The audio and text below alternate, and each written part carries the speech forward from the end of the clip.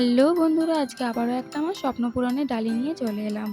তো আমি Facebook, Instagram, YouTube অনেক জায়গাতেই দেখেছি অ্যাক্রিলিক ক্লে দিয়ে বিভিন্ন রকমের জিনিস বানাতে।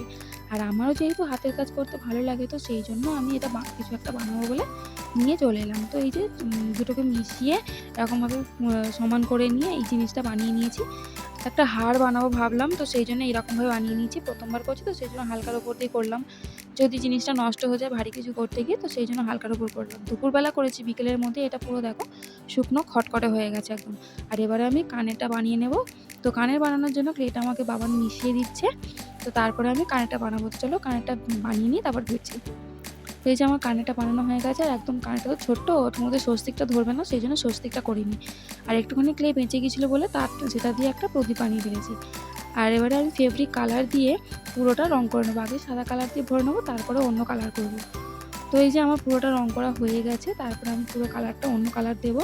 তো এই যে অন্য কালারটাও আমি ভরে দিয়েছি। আসলে একটু করে রং করছি আর একটু করে তোমাদেরকে দেখাচ্ছি। কালারটা কীরকম লাগছে অবশ্যই কিন্তু কমেন্ট করে জানাবে।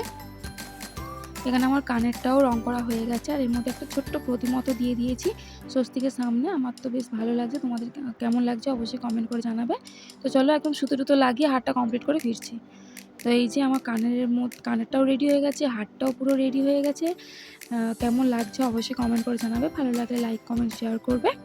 তো চলো আজকের মতন এখানেই টাটা। দেখা হচ্ছে অন্য ভিডিওতে।